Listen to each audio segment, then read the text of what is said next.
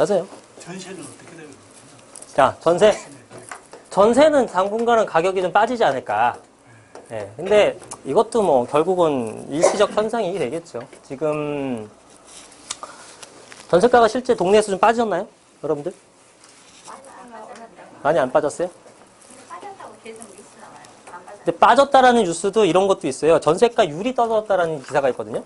전세가율이 떨어진 건 전세 가격이 떨어진 건 아니에요. 매매가도 하도 높아져서 비율 자체가 떨어진 것 뿐이고, 그거는 떨어진 게 아니고요.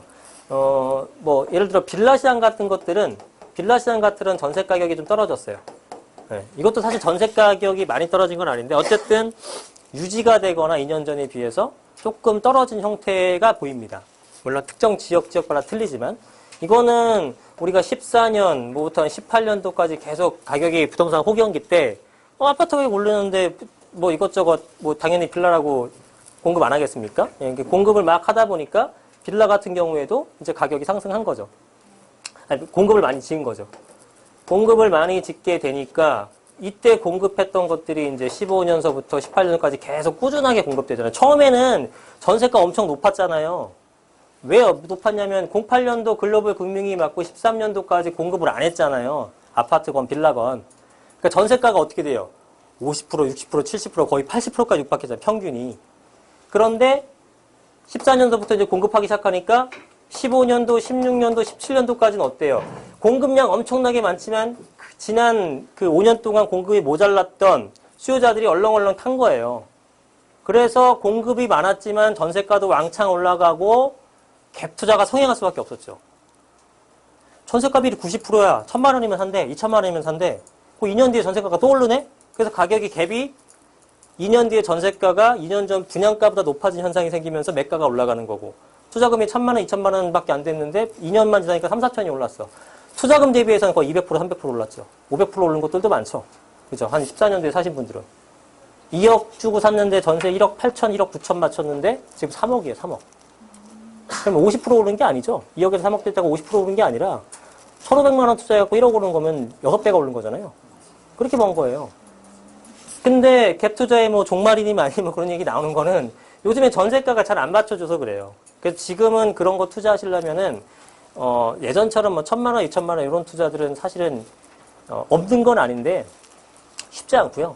보통 이제 갭 투자의 개념이 좀 커졌죠. 그러니까 아파트랑 똑같아요. 아파트 예전에도 한 3, 4년 전만 해도 여러분 1억 갖고 마포라든가 마포 공덕동도 살 수 있었고요. 저기 뭐 옥수동, 금호동 미친 듯이 올라간 데 있죠. 거기 다 1억으로 살 수 있었어요. 갭. 8천만 원이면 샀어요. 8천만 원. 심지어 6천도 봤어요. 6천짜리도. 갭이. 근데 지금은 한 4억, 5억 되잖아요. 얘라도 똑같아. 그때는 뭐 500 투자, 300 투자, 2천 투자면 많았어. 1,000 투자, 1,500 투자였단 말이에요. 이분들이 다 평균 5천에서 1억 정도가 상승했기 때문에 수익률로 따지면 300%에서 600%까지 벌었어요. 그걸 한두 개 한 게 아니라 막 무지하게 했다고요. 30개씩, 40개씩. 엄청 벌었죠, 이 사람들도. 세금을 내나 뭘 내나. 그러니까 종부세도 안 내고 세금 일반과세고. 그죠? 엄청나게. 일반과세가 진짜 좋은 게 여러분 생각해봐. 5억을 벌게 되면요. 세금을 1억 9천 정도 내요. 지방교육세까지. 근데 5천짜리를 벌게 되면은 한 600 낸단 말이에요. 이걸 10개로 내. 그러면 10개 해봤자 6천 내잖아. 5억짜리 하나 번 거는 거의 2억 내는데 5천짜리를 10개 벌면 6천밖에 안 내는 거예요. 여러 가지 혜택과 실질적인 어떤 투자 수익률 개념에서는 이분들도 위너죠. 그런데 이제 이런 것들이 만만치 않아졌다는 얘기야. 왜? 일단은 소액이 개념이 틀려졌죠. 옛날에는 많아야 3천, 4천이었는데 지금은 최저가 3천, 4천으로 시작을 해요. 용산 같은 경우는 한 1억 5천 들어가죠. 강남도 거의 1억 들어가는 거고 영등포 같은 거는 5천 정도 들어가고요. 유명 지역은 다 그 정도 돼요. 마포나 아니면 저기 뭐 중부 쪽이나 이런 데는 보통 한 5천에서 6천. 강남은 뭐 9천에서 1억. 용산은 뭐 1억 5천. 그 다음에 이제 조금 저렴한 것들이 뭐 강서 쪽 라인이나 아니면은 뭐 중랑구 쪽이라든가 금천구 쪽이라든가 이런 게 보통 한 2천 내외 투자. 이런 정도로 되는 거죠. 그런 거를 하셔도 좋은데 그런 걸 하셔도 좋은데 이제 자기가 뭐 그 주택이 되게 많아가지고 이제부터 구입하는 것들에 대해서는 종부세 부분하고 이제 계산을 해보고 나서 들어가셔야 된다는 얘기입니다. 예전처럼 막 사는 게 아니라. 예전엔 진짜 막 샀어요. 이거 빌라만 하시는 분들도 많거든요. 제 고객 등 중에서도 지방에 계신 분들 많은데, 그냥 올라오지도 않아요. 그냥 몇 개 삽게요, 그냥. 거기에 이번에, 한 3개 삽게요. 그러면 얼마 딱 보내고 그냥 계산 끝이에요. 예. 근데 그게 되게 잘 먹혔거든요. 그거 엄청나게 벌었거든요. 버니까 또 계속 하시는 거고. 근데 지금부터는 다량으로 구입하는 거에 대해서는 조금 고민해 보셔야 될 필요가 있다는 거죠. 세금적인 부분에서. 근데 이제 그래도 괜찮다고 말씀드리는 거는 이게 지금 여전히 70%의 장특공은 받을 수 있잖아요. 장특공 받을 수 있죠. 그러면은 예를 들어 내가 3억 주고 샀는데 나중에 6억이 됐어. 그죠? 한 8년 정도 지나가야 되니까 5억만 됐다고 쳐보죠. 5억이 됐다. 그럼 2억 되는 거지만 이틀에 십자 1억 4천 빼주고 6천만 원 번 걸로 계산해서 세금을 때리는 거잖아요. 그러니까 뭐 내봤자 1,000만 원이겠지 뭐. 그죠? 그러니까 여전히 세금을 중과세를 맞더라도 혜택이 엄청 큰 거죠. 이건 안 사라졌잖아, 이건. 그죠? 그래서 유리한 거죠. 그래서 뭐 거래가 줄었다고는 해도 대신 이런 것도 있어요. 주택에 대한 이제 그 빌라에 대한 공급도 현저하게 떨어졌어요. 이거는 투자자들한테 약간 시소식이 될 수 있는데 14, 15, 16, 17 올해까지도 나름대로 굉장히 그 빌라 공급량이 많았습니다. 주택 인허가량이 되게 많았어요. 근데 그게 다 소화가 됐죠. 선분양이라고 해서 완공되기 전에 싹싹싹 다 나갔단 말이에요. 그렇게 물량이 많았는데 한 사람이 3, 40개씩 사는데 어떻게 당해? 그죠? 그런 사람이 많은데 어떻게 나가냐고. 한 동을 통째로 사버리는 걸 어떻게 해? 그죠? 공급하려면 땅 사고 뭐하고 건축주들은 뭐 1년에 한두 개 하는데 한 사람이 와갖고 이거 내가 살게요. 3억이면 한 동을 사니까. 산단 말이에요. 그러니까 여기 지금 뭐 감당이 안 됐죠. 공급을 그렇게 해도 미분양이 안 났단 말이에요. 다 팔렸단 말이에요. 그러니까 14년부터 4, 5년 동안 계속 건축을 짓기 때문에 건축을 지으려면 제일 먼저 해야 될 행위가 뭡니까? 땅을 사야죠. 땅값이 올라야 떨어져요. 무지하게 오르죠. 너도 나도 살려고 덤비는데. 그죠? 그러니까 땅값이 미친 듯이 올랐단 말이에요. 여러분들 아파트 오른 건 오른 것도 아니야. 아파트만 알고 계셔서 그렇지. 아파트 3, 4억 올랐죠. 예를 들면 10억 오른 것도 부지기수입니다. 그래서 이렇게 땅값이 올라가니까 이제 타산이 안 맞아요. 이 땅으로 사가지고 분양을 책정하려니까 안 맞는 거야. 그리고 지금까지 가격이 많이 올랐던 거는 전세가도 받쳐주기도 했거니와 원가 자체가 굉장히 상승을 했죠. 땅값 자체가. 분양가를 올리지 않을 수가 없는 상황이 됐어요. 근데 올리는 족족 다 팔렸잖아요. 그러니까 기존에 샀던 사람들은 얼마나 싸게 산 거야. 엄청나게 상승을 한 거죠. 그러다가 올해서부터는 이게 건축 인허가가 거의 안 나와요, 잘. 공급 물량이 없다는 건 아니에요. 17년도에 인허가 받고 18년도에 공급하겠죠? 그러니까 17년도까지는 나름대로 있는데 18년도부터는 인허가가 안 나와요. 왜냐면 살 땅이 없어. 살 땅이 없어. 아예 없어. 너무 비싸져가고 살 수가 없다니까? 그래서 공급이 없어졌어요, 공급이. 공급이 내년부터 이제 없을 거예요. 19년도서부터는. 좀 그런 조정이 좀 필요하지. 그러면 기존에 갖고 있었던 분들은 좋죠. 그다음 내년부터는 주차장법 같은 게 개정돼가지고 건축주들 입장에서는 사업성이 굉장히 악화가 됐어요. 그 악화된 거를 커버시키기 위해서는 분양가를 더 높여야 되는 거죠. 내년부터는 빌라가 되게 비싸질 거예요. 그래서 올해 남아있는 것들이 어떻게 보게 되면은 몇 년 길게 보게 되면 훨씬 더 잘 산 케이스가 될 겁니다.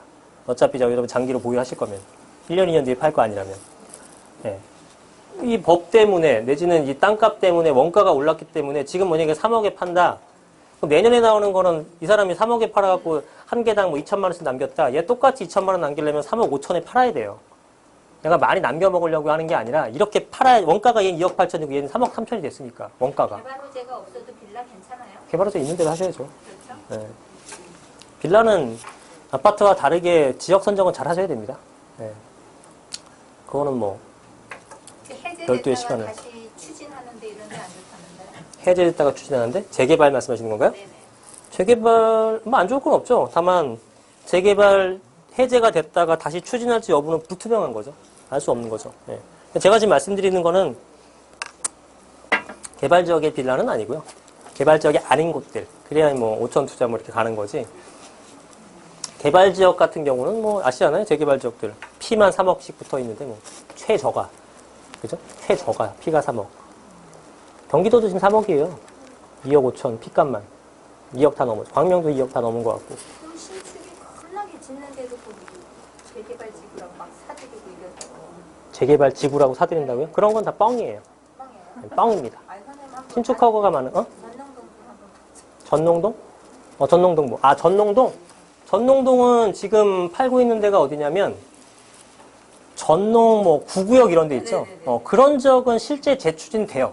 정비구역 지정이 아마 2월쯤으로 지금 예정돼 있죠. 근데 될지 안 될지는 아무도 모르죠. 근데 그렇게 추진하고 있는 건 맞죠. 사실이죠.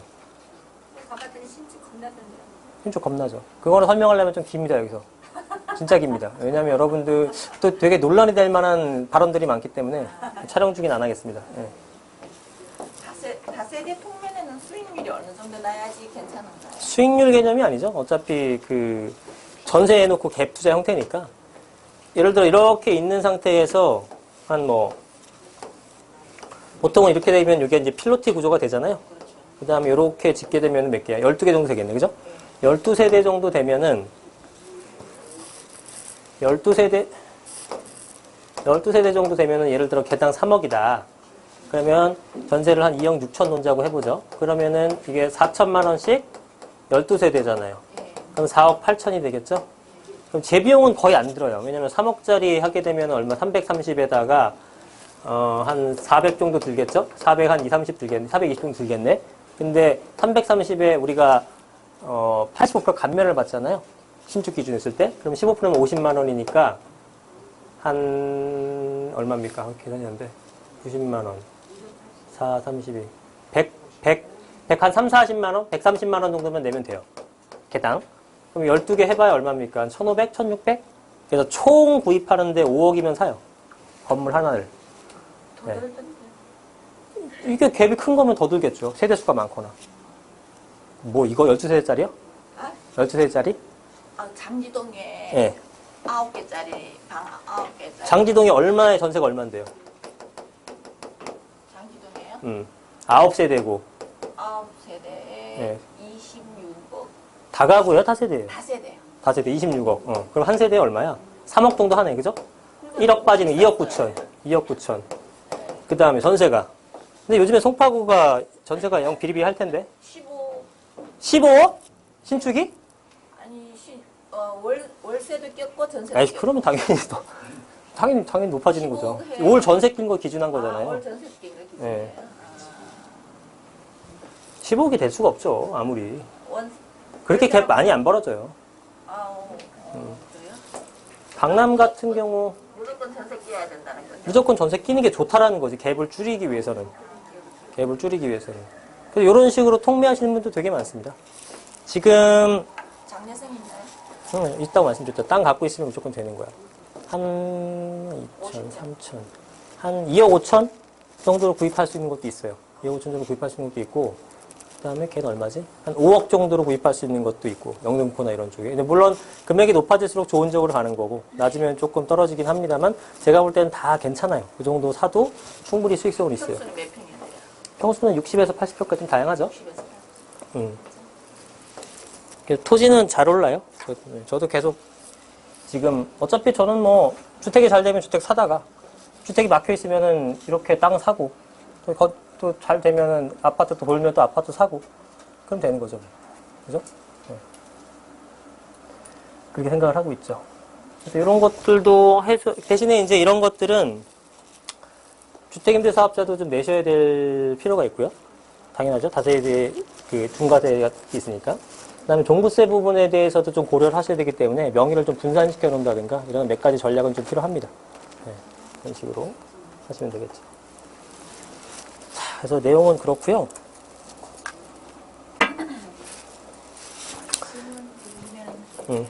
질문 제가 2개만 받을게요.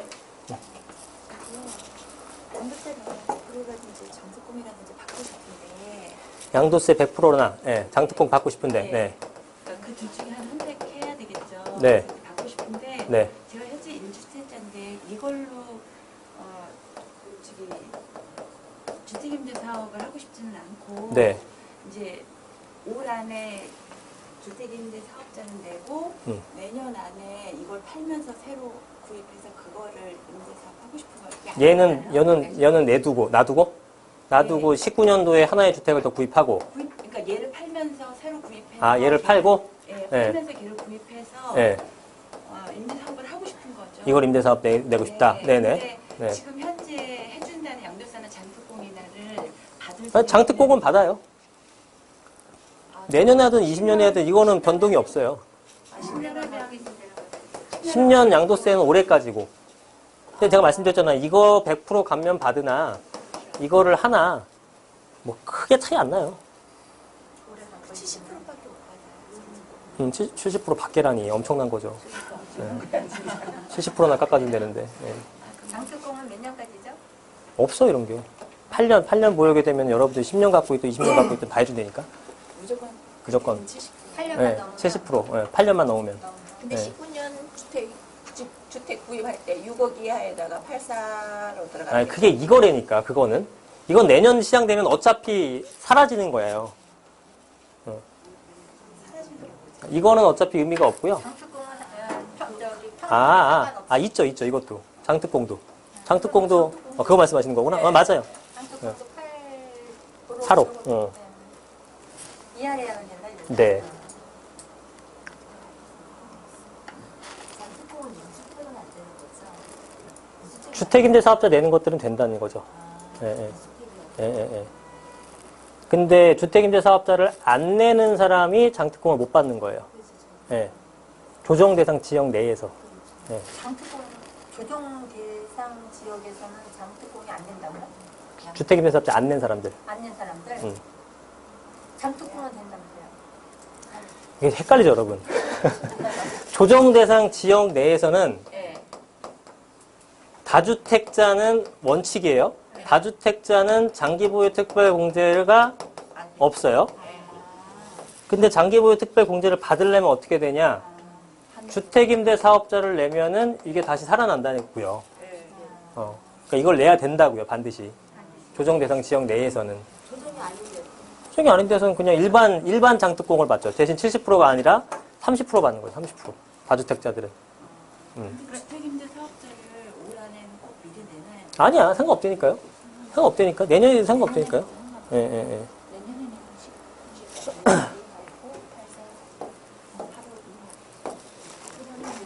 네. 네.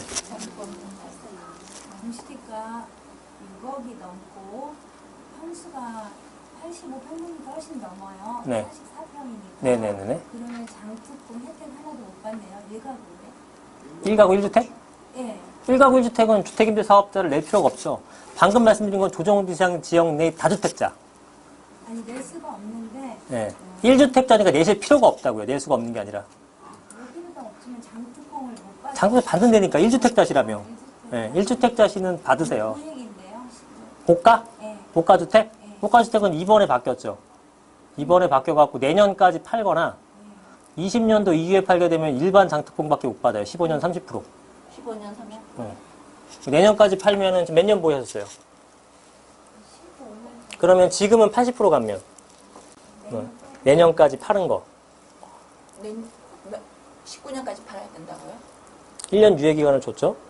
19년까지 팔면은 그러면요. 네. 갖고 있는 걸 팔았다 다시 사는 게 유리하나요? 계속 가지고 가는 것보다? 비과세를 받고 다시 사는 것도 하나의 방법일 수 있죠. 왜냐하면 취득세가 더 싸니까. 네. 네. 맞아. 그거 제가 예전에 조언해드린 적도 있어요. 강의에서. 네. 9억 이상인가요? 9억 이상. 그거는 놀랍게도 실거래가 9억 이상입니다. 기준시가가 아니라. 실거래가 9억 이상. 원래 9억, 원래 고가주택 개념은 기준시가 9억 이상이거든요. 근데 이번에 나온 그 정책에서는 실거래가 9억 이상을 그 개념에 포함시킨 거예요. 9억은 제외시키고 그 이상 꼭. 9억 밑에는 다 받고, 원래대로 다 받고, 9억 이상인 애들은 넌 1주택이더라도 다주택의 개념으로 봐서 이제 안 해주겠다라는 식으로 생각하시면 편하죠. 근데 내년까지 팔면 되는 거죠? 네, 내년까지 팔면 돼요. 일시적 2주택은 상관없죠. 뭐가요? 제가 집을 한 개 사고 한 개는 10년에 있었고 작년에 하나 샀거든요. 네. 근데 요번에 샀는 거를 10년 전에 하나 사고 원래 3월에 하나 사고요. 올해 3월? 예. 네. 3월에 하나 사고 그러면은 저거 일시도 2주택이잖아요. 그렇죠. 그래갖고 요번에 3월에 샀는 거를 네. 임대사업을 냈어요. 임대사업을? 예. 네. 그 10년 그렇고 그거 이거 거주는 했어요? 예. 거주하셨고? 그럼 비과세 받죠? 비과세 받죠. 네. 그런데 그거는 3년 이내에 팔면 안 되나요? 뭘요? 일시적 이거? 이주택. 아니요. 예. 상관없어요. 아무 때나 팔아도 돼요. 아무 때나 팔아도 된다고요? 예, 예. 비과세 받는다고요? 비과세, 지금 거주주택 비과세를 받을 수 있는 거예요. 임대사업자를 내셨다면서. 밑에 거는 임대사업자네요. 그러니까 1세대 일시적 1가구 2주택 3년으로 받아도 되지만 예. 거주주택 비과세로 받아도 된다고요. 임대사업자 내셨으면 이거 주택수에 포함이 안 되는 거예요. 이게 고가인데 밑에 것도 고가인데. 얘도 고가고 예. 그게 다 고가인데. 얘도 고가고. 예. 그러면 3년 내로 파시는 게 더 안전할 것 같은데? 아 그래요? 이거 파실 계획으로 하신 거예요? 원래 안 팔고 싶은데 팔아야지 세금이 절약되게가지고. 세금 절약 면에서는 뭐 팔았다가 하시는 것도 맞죠? 세금이 하도 변하니까 그러니까요. 예, 무지하게 어렵습니다. 낮잖아요. 팔았다 사는 게 나을 수 있죠. 저가 예. 내년까지 살면 혜택을 80% 받는데 거주 요건에서 살 때 안 왔거든요. 그래도 혜택 받나요? 네. 안 살아서. 네네네. 지금까지는 안 살아도 되는 거였잖아요. 그죠? 예. 지역 관련된 질문. 네네. 괜찮습니다. 전농뉴타운 향후 전망이랑 언제쯤 전용 뉴타운 뭐 무지 좋죠. 언제쯤 뒤에 질문이 뭐예요? 언제쯤? 사야 되냐 팔아야 되냐? 사야 갖고 계신 거예요? 살 거예요? 이제 살려고 살려고 빨리 사야죠. 얼른 빨리 사야죠. 뭐 동대문 같은 경우에는 여러분 아시겠지만 아시죠? 이거 지금 청량리역에 지금 지하철역이 몇 개가 예정되어 있는지 아시나요? 4개인데 3개 아니에요. 총 10개입니다. 10개. 네, 총 10개. 서울역이 11개인가 그렇고, 네, 뭐 GTX도 2개가 들어오고요. KTX도 들어오고, 분당선도 연결돼 있고, 지금 기존의 경원선서부터 중앙선서부터 뭐 무지하게 많죠. 그래서 교통의 허브가 되겠죠. 그러면 당연히 여기가 메인이 되지 않겠습니까? 얼른 사야지 뭐. 답이 없죠. 네. 떨어질 수가 없잖아요. 아무리 봐도. 떨어질 수가 없죠. 몇 년 정도 장기 투자로 보고 사면 될까요? 저는 사실 안 팔아도 될 것 같은데요. 계속 올라간다 보시면 됩니다. 뭐 마음에 드신 금액이 있을 때 파십시오. 네, 마음에 드는 금액이 있을 때. 뭐 동대문은 똑같은 누구한테 질문하셔도 똑같은 답변이 나올 거예요. 네. 다른 지역 하나만 더 여쭤봐요. 예. 부산의 광안리에 네, 삼익비치 아파트는 모르겠습니다. 저는 서울 수도권에는 잘 모릅니다. 네. 잘 몰라요. 제가 아는 지역은 이제 부산도 가보긴 했지만 놀러 간 거고 간혹 외부 그 지방에서 강의가 들어와요. 광주 같은 데서 들어오고 하게 되면 이제 그 간 김에 이제 조사를 해서 그런 지역은 좀 아는데 예, 강의가 안 들어온 지역은 잘 모르겠습니다. 제가. 그 다산 신도시는 어때요? 다산은 좋죠. 괜찮아요? 다산시 가격 많이 올랐잖아요. 그죠? 예, 뭐 제가 볼 때는 계속 괜찮을 것 같아요. 응? 지금은 뭐 서울도 멈춰 있는데 얘라고 올라가겠습니까? 예, 당분간은 좀 조정은 아니더라도 가격 상승분에 대해서는 기대하기가 힘들겠죠. 전반적으로. 같은 다산 신도시인데도 뭐 지하철역 근처에 있는 것들만 다 우선순위가 되겠죠. 그건 지방 신도시는 다 마찬가지예요. 지방이라보다 그냥 그 수도권 신도시는 다 마찬가지예요. 동탄도 지금 아까 그렇게 깠지만 동탄의 역 근처에 있는 것들 가격 보세요. 장난 아니거든요. 근데 거기서 좀 멀어지게 되면은 폭망이고 역 근처에 붙은 것들은 되게 비싸요. 그래서 지역별 양극화가 되게 심합니다. 같은 지역 내에서도 단지별 양극화가. 그럼 당연하잖아요. 그럼 뻔하잖아요. 제가 설명 안 들어도 아는 내용이잖아요. 당연히 역세권에 있어야지만 서울로 출퇴근을 할 수 있고 되는 건데 근데 이런 건 있죠. 예를 들어서 뭐 평택 같은 데 간다. 그럼 평택 같은 데서는 역세권이라고 하더라도 물론 비역세권보다는 당연히 좋은데 효과가 좀 반감되는 건 있어요. 그건 왜 그러냐면 뭐 판교라든가 용인이라든가 뭐 우리 평촌이라든가 뭐 이런 쪽에 있는 서울하고 근접된 지역의 역세권은 서울하고 왔다 갔다 하기 되게 편하잖아요. 그래서 가격이 잘 오는 거예요. 근데 어쨌든 서울에서 거기 신도시까지 내려가잖아. 지하철 타고 내려간 다음에 바로 우리 집이 있어. 그러면 이 다닐만 하거든. 근데 여기까지 내려갔는데 또 한참을 가야 돼. 이 짜증나거든요. 그래서 수요가 없는 건데 평촌 같은 경우에는 여기서 여기까지 내려가가지고 역뒤 멀면 당연히 이거는 없는 거고, 역 근처도 잘 안 가는 건 뭐냐면 요 거리가 너무 먼 거예요. 그래서 평택에서 서울을 출퇴근한 사람의 비율이 4%가 안 됩니다. 평택 시민 중에 3점 몇 프로인가 그래요. 그 뜻은 뭐냐면은 서울에 직장이 있으면서 평택까지 안 간다는 얘기예요. 그럼 거기 역세권이 뭐고 거기는 거기 기반한 수요층만 움직이는 거죠. 근데 서울이 안 건드려주면요, 여러분 집값 오르기 굉장히 힘듭니다. 판교나 광교나 미래나 미사나 이런 애들이 오르는 이유가 뭐예요? 다 서울 애들이 건드려주고 강남 애들이 건드려주니까 가격이 올라가는 거잖아요. 여기 부자들이 있어요? 얼마나 있어요? 솔직히 괜찮아요. 상대적으로 이런 것들은 가격 상승이 힘든 거죠. 그래서 평택도 구독신도 집 사면 안 되겠네요. 고덕은 그래도 평택 내에서는 가장 활성화돼 있고 삼성 직원들이 좀 사니까 그나마 좀 나은데 그 외에 택지 개발 지구들 있죠? 뭐 평당 800, 900 싸다고 막 산 사람들이 있는데 지금 아마 힘들 거예요. 네. 네. 계속 그 금액일 가능성이 높지. 소장님, 강남에 재건축 말고 신규 아파트를 지금 들어가는 게 맞을까요? 아니면 조정을 좀 보고 들어가는 게? 장기적으로는 들어가는 게 맞다고 보죠.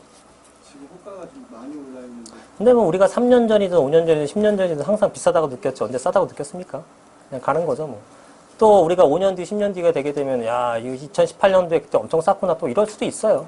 모르는 건데 저는 어쨌든 뭐 과거 데이터를 보던 아니면은 뭐 제가 지금까지 뭐 현업에 있으면서 지켜보던 시간이 지나면 무조건 올라간다의 개념이에요. 시간이 지나면 무조건 올라간다. 그래서 그 개념을 봤을 때는 하나의 원칙은 하루라도 빨리 사는 게 낫구나. 그 개념입니다, 그냥. 예. 강남역 근처에 거기 빌라촌들 있잖아요. 네. 낡은 5층 높이 정도의. 강남역 부근, 역삼동이나 이런 쪽 말씀하시는 거예요? 아니요, 강남역. 강남역. 그러니까. 예. 네, 역삼 중간쯤에 예. 거기 보면 그 여기? 예, 예. 준주거지라고 있어요. 예.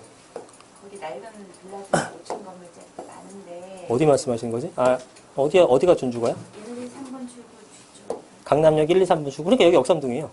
예. 네네. 예. 강남역. 강남역. 예, 약간 오른. 요게 1, 2, 3번. 요게 역삼동이거든요. 여기서. 거기요. 예. 여기서 뭐. 네, 거기 노란. 예. 요게 준주거네. 네네, 예. 거기요. 근데요? 거기 좀. 준주가 높이 맞나? 상향 안 되나요? 아, 높이 상향이 되냐고요? 그거 뭐 제가 알 수가 없지. 하나야, 예. 4호. 준주거 지역이 저건 있죠? 이번에 발표해서 준주거 지역 쪽에 용적률을 상향시켰죠, 이미. 용적률은 상향시켰어요. 400에서 500으로. 근데 여기 준주거 맞아요? 아닌데? 일반적으로 돼 있는데요. 그건 상업지구. 어디가 준주거요? 하여튼 모르겠고, 용적률 같은 경우 상향시켰죠. 왜냐면 지금 집을 지을 데가 없잖아요. 집을 지을 데가 없으니까 준주거 지역 같은 데다 용적률 상향시켜주면 인센티브 주게 되면서 주택을 짓게 유도를 하는 거죠. 예. 집이 없잖아요. 얼렁 지어야 되는데. 상업지역 용적률 다 높여주더라고요. 상업지역 용적률 높여주죠. 근데 그 주거도 어차피 부족한데 나중에는 그 손님들에서 아, 그렇지는 않죠. 그 다 올려주게 되면은 교통마비죠. 예, 여러 가지 교통 환경 영향 평가서부터 해야 될 게 많고요. 얘만 올려줄 수 있나요? 그러면 여기에 올려주면 딴 데 다 올려야 되잖아요. 그럼 서울시 용적률을 다 올려주게 되면은 마비죠, 마비. 안 그래도 지금 교통 대란인데. 그죠? 예. 위치가 좋아서 그런데 사면 어떨까 생각했거든요. 아, 위치로 가는 거죠, 뭐, 사실. 용적률에 대한 상향을 기대하고 산다기보다, 그냥 위치가 좋으니까 사는 것들은 이해는 다지만, 나중에 가격이, 뭐 용적률이 상향되지 않을까? 그거는 사실 알 수 없는 거죠. 근데 상업지나 준주거지에 사는 거는 저는 궁극적으로는 괜찮다고 봐요. 예상컨대, 그런 데다가 용적률은 앞으로도 계속 올려줄 것 같긴 합니다. 네. 비율이 워낙에 적기 때문에. 그죠. 자. 질문 마지막 하나 더 받겠습니다. 네. 용산, 청파동하고 호암동하고 이렇게 되나요? 청파동과 후암동이 어떻게 더 낫냐, 뭐, 이거보다는 사실은 뭐, 하나하나의 매물을 또 보긴 해야 되는데, 자, 청파동이라는 곳은 여기고요. 그 다음에 후암동은 이제 여기예요. 근데 지금 개발 계획이 나온 거는 어디게요? 안 나왔어요. 후암동은 나왔죠. 네. 또 안 나온 자리. 물어보시는 게 안 나온 자리? 뭔가 보긴 보셨구나. 자, 이게 후암동을 두 가지로 갈르죠. 이렇게 딱 갈라놓고, 좀 확대해서 볼까요? 확대해서 보게 되면 여기 이제 가운데 그래도 그나마 큰 길이 있어요. 그래서 여기가 이제 개발지고요. 예. 여기는 미개발지예요. 그래서 처음에는 어떤 일이 있었냐면 여기가 후암동 개발을 하다 보니까 가격이 얘랑 누가 더 비싸요? 얘가 더 비싸죠? 근데 후암동 개발된다는 얘기는 들었는데 여기가 개발지인지 여기가 개발지인지 여러분들이 알아요? 모르죠? 그러니까 여기도 후암동이니까 막 비싸게 팔았다고요. 속은 사람들 많을 거예요. 그런데 여기는 개발이 앞으로도 쉽지 않아 보입니다. 제가 볼 때는. 왜 그러냐면은 여기 산을 끼고 있어서 그래요. 산을 끼고 옛날에 여러분들 남산 외인 아파트라고 보셨나요? 이 기억나시나요? 남산 외인 아파트 이게 생방송 중에 두 동짜리 붕 파괴해갖고 94년도에 예, 폭파시켰던 거 저도 기억나거든요. 예, 이게 이제 남산에 경관을 해친다고 해서 부신 거예요. 남산에 경관을 해친다고 해서 외인 아파트 외국인들 뭐 이렇게 좀 우리나라가 좀 잘 못 살 때니까 되게 고급으로 지은 아파트거든요. 했는데 여기도 마찬가지로 고층 아파트를 못 지어요. 7층 막 이런 거밖에 못 지어요. 4층에서 7층 이런 거. 그러면은 여기가 재개발을 한다고 해도 4층에서 7층 주거지 지으면 이게 사업이 지척될까요? 안 돼. 근데 4층에서 7층 지으면은 아우 테라스 하우스이고 뭐 엄청 멋져지고 뭐 되게 좋지 않겠느냐 이렇게 설명하는 사람도 심지어 있어요. 말도 안 되는 내용이고요. 사업이 진행이 안 됩니다. 사람들 쫓겨나야 되고요. 아마 추가 어떤 분담금이 한 10억씩 나올 거야. 그죠? 그건 안 되는, 사업이 안 되는 거죠. 그나마 여기는 어때요? 이 도로변에 있고, 고층으로 지을 수 있고, 나름대로 사업성이 나오기 때문에 진행되는 거였죠. 그죠? 근데 여기는 지금 뭐 가격은 되게 비싸고요. 발표가 나온 지 몇 년 됐는데, 13년도가 발표된 걸로 알고 있는데, 앞으로도 진행은 10년, 15년 걸린다고 봐야 됩니다. 원래 개발이라는 게 그래요. 그래서 사람들이 찾는 게 이제 이런 지역들에 이제, 그러니까 개발지 아닌, 아직 개발이 확정된 지역이 아닌 것들을 얘보다는 투자 금액이 훨씬 적을 수밖에 없잖아요. 그래서 그냥 묻어두기 가는 거예요. 그럼 얘네가 도대체 언제 개발되느냐? 알 수 없지. 그래서 여러분들이 여기 투자하신다는 거는 그냥 하나의 모험일 수도 있어요. 모험이라는 표현이 부정적인 느낌이 있는데 그렇다기보다 그냥 한 20년짜리 적금 들었다 생각하는 개념이에요. 근데 저의 관점은 옛날에 5천만 원 갖고 투자했을 때는 10년짜리 적금, 15년짜리 적금, 심지어 20년 적금이 될 수 있지만 해볼만 하다고 생각이 들어요. 3년 전에. 지금 여기다가 일자가 딱 하나 더 붙거든요. 그럼 요 정도를 10년, 15년, 20년 묻기에는 이거 좀 기회비용 이게 괜찮을까? 이런 느낌이 솔직히 듭니다. 이걸로 다른 데다가 3, 4개 사는 게 낫지 않을까? 이런 생각이 드는 거죠. 저의 관점은. 그렇지만 그래도 이걸로 또 말씀하시는 분도 있을 거예요. 그건 뭐 의견 차니까. 예. 그래서 이런 쪽에 투자를 하시면 물건 보셨으면 갭이 얼마 정도 나셨죠? 1억. 2천? 1억 2천. 1억 2천이면은 실제로는 이 정도 날 겁니다. 아마도. 지금 전세가가 예상하고도 항상 2, 3천씩 떨어지는 추세예요. 그래서 이런 관점이에요. 그냥 개발이 될지 안 될지는 사실 아무도 모른다. 그런데 들어가는 비용이 조금 세지 않느냐. 저는 솔직히 그렇게 봐요. 네? 네. 서계동은 1억 5천까지 못 사요? 더 들어가요? 네, 비용이 더 들어간대요, 여기는. 청파도 어렵고. 네, 그러니까 하여간 뭐 이 정도, 뭐 물건마다 조금씩 차이는 있겠죠. 저 정도 비용이 들어가는 상태에서 아주 좋게 긍정적으로 평가한다면 용산이라는 지역은 서울의 딱 중심부에 있고 용산이라는 지역은 개발을 결국은 해줘야 되지 않겠느냐 가운데 있는데 미국 나가게 되면 50년 동안 개발 안 했기 때문에 개발을 해야 되지 않겠느냐 뭐 일리가 있어요. 그건 굉장히 희망 섞인 어떤 낙관적 전망이고 현실적으로는 지정된 것도 뭐 20년씩 걸리는 마당에 지정이 안 된 것들을 해갖고 뭔가 좀 하겠다? 상당히 어렵지 않을까라는 느낌이 들고요. 또 하나는 또 이런 개념도 있죠. 여기가 지금 진행이 안 됐지만 가격은 얘네보다 많이 올랐잖아요. 그래서 정비구역 지정만 돼주게 되면 한 방에 올라갈 수는 있죠. 그것만 먹고 나오겠다. 그죠? 나중에 30억, 40억 되는 아파트는 바라지도 않고, 한 여기서 이제 지정되면은 1억 오르겠지, 이렇게 싶어서 하는 분들도 있을 수는 있겠죠. 그러니까 이게 어떻게 될지는 그 누구도 장담 못 해요. 그래서 그거는, 순수하게 여유자금으로 한번 나는 진짜 여유있고 용산에 꼭 사고 싶어. 그런 사람들은 사시고 그냥 나는 그런 불확실성에 대해서는 좀 불안하다. 네. 그렇다 그러면은 다른 지역으로 하시는 게 낫고 그렇게 봅니다. 갭이 1억 2천이면은 센 거예요? 갭이 캡이 1억 2천 이상 나는 데가 세상에 있어. 전용도.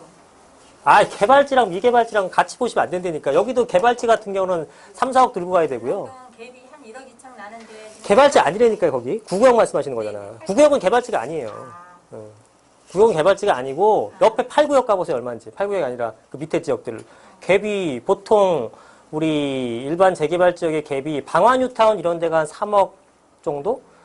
장위뉴타운 이런 데가 3억 5천? 그러면은 그거보다 더 윗급들은 뭐 말할 것도 없겠죠. 그죠? 그러니까 그거는 아니고, 얘는 지금 정비구역이 아닌 곳이고요. 사모님 말씀대로 정비구역이 아니잖아요. 아닌 지역들은 당연히 아닌 구역 중에서 1억 5천짜리가 없다고요. 제일 비싸다고, 용산이. 제일 비싸잖아요. 제일 비싸잖아, 캡이. 예. 2천만 원짜리, 1,500만 원짜리도 있는데 그런 거 10채 사잖아요. 그죠? 근데 이건 한 채밖에 못 사잖아. 그러니까 과연 어떤 게 더 유리한지는 여러분의 판단이죠. 그렇습니다. 자, 되셨죠? 응? 삼성역이요. 마지막 질문 할게요. 네. 삼성역이요. 네. 사실 근처에 아파트 다운 주거 형태 나온 거 별로 없잖아요. 네. 빌라들 조금 허름한 빌라들 조금 있는데 네. 삼성역에서 가까운 거리 빌라들 네네. 있거든요. 네. 사도 되냐? 예, 나중에 사도 돼요. 여기는 무조건 사도 돼요. 네, 금액을 보긴 해야겠지만, 좋은 자리는 없어요. 아파트 안 들어오면 어때? 그냥 빌라가 응. 나중에 좀 옆에 같이 합해서 좀 크게 들어온다든지 그 정도인데 근처 뭐 안 들어와도 어때? 빌라 계속 올라요. 빌라라고 안 오른다는 개념을 갖고 있으면 안 돼. 종합운동장 근처 뭐 그런 네. 아파트들보다 차라리 여기가 날런지 종합운동장에는 아파트가 더 낫긴 하죠. 당연히. 아파트가 더 난데, 이쪽 아파트 말고 송파 쪽으로 좀 더 가서 아파트 가격이 빌라 가격보다 낮지는 않죠, 앞으로도. 낮지는 않은데, 삼성동에 있는, 생각해보세요. 삼성동의 현대자동차 부지에서 이제 어마어마하게 많은 사람이 근무를 하는데, 이런데 뭐 힐스테이트 같은 거 지금 얼마입니까? 20억 넘잖아요, 아파트가. 아파트 20억 넘어요. 그러면 이 사람들 중에는 뭐 임원급들 아니면 대다수가 있는데 못 가요. 33평. 네, 그러면은, 이 사람들은 이제 외곽으로 아파트로 빠지거나 아니면 주변에 있는 빌라 같은 것들 여기 뭐 다 임원만 옵니까? 그건 아니잖아요. 하청업체도 들어오고 지금 그렇잖아요. 그러니까 그런 사람들은 다 이쪽까지도 다 채워내죠. 그러니까 여기가 이 강남이고 어쨌든 어마어마한 대규모 개발이 기다리고 있으면은 요 일대에는 다 좀 호재라고 봐야죠. 빌라건 아파트건 오피스텔건 뭐건. 있다면 소형 그냥 아파트 주변 그거보다 여기 근데 그렇게는 제가 말씀 못 드려요. 왜냐하면 그거는 물건 봐서 아파트가 나올 수도 있고 빌라가 나올 수 있어요. 그건 개별 물건을 보고 제가 판단할 문제지 카테고리상 아파트가 좋다, 빌라가 좋다라는 거는 말씀 못 드립니다. 왜냐하면 금액도 다 틀린 거고. 자리는 삼성역이 더 좋은 것 같은데 네. 자, 그렇습니다. 자, 오늘은 여기까지 하겠고요. 다음번에 저희가 주제 다시 또 바꿔가지고 아마 안내해 드릴 겁니다. 필요하신 분들은 연락 주시고 오시면 됩니다. 자, 수고하셨어요.